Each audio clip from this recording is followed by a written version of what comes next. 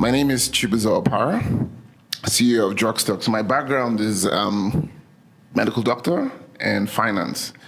And Drugstock is a tech-enabled pharma distribution platform that democratizes access to good quality pharmaceutical products for hospitals, pharmacies, and patients in sub-Saharan Africa. Last year, we did 30 million prescriptions and to different players across the space. And one of the interesting things that, first of all, I'm really excited to be here and listen to this kind of conversation happening because typically, when you work in the field, you sort of are agnostic to these levels of conversations happening, and just hearing that, people are thinking a bit further than the traditional ways that finance, comes together at that space is quite interesting. We're venture-backed, and so I'm very used to having conversations about IRR and things like that, but at the same time, I speak a lot to people in the healthcare space who, for them, impact means something else. So it's always very exciting to see when you have both conversations in one room, and everybody's talking about, the same thing. For us, one of the things that we quickly found out when we started to work using tech to deliver pharmaceuticals to the last mile was that, like Joanne mentioned, there's a lot of challenge with affordability and all that.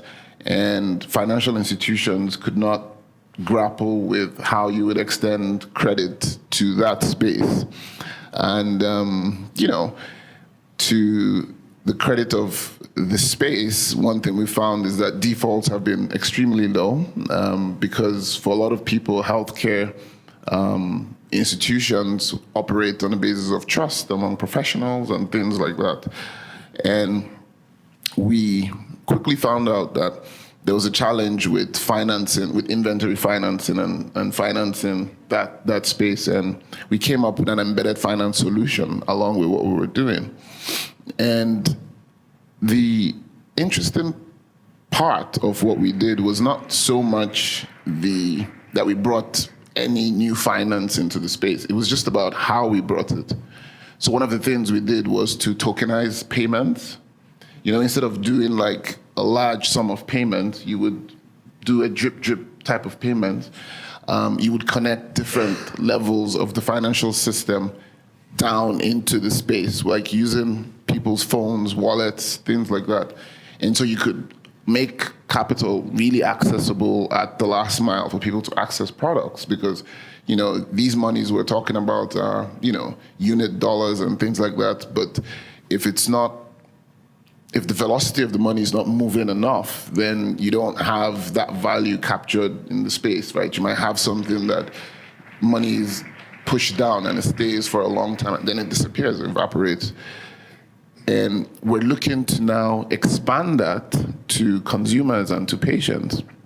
I've been thinking about that and some of the ideas, and I'm excited to, have a lot more partners jump on board with that. For us, we're a private sector company, but obviously the idea is bigger than us. We're looking at taking this way beyond what we're doing now.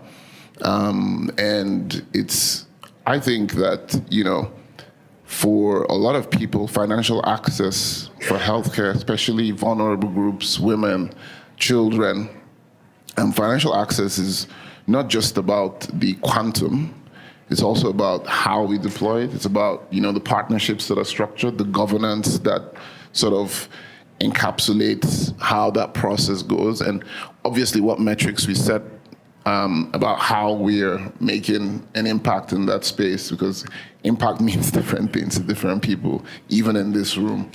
And so far I think our investors have been happy and our healthcare partners have also been happy.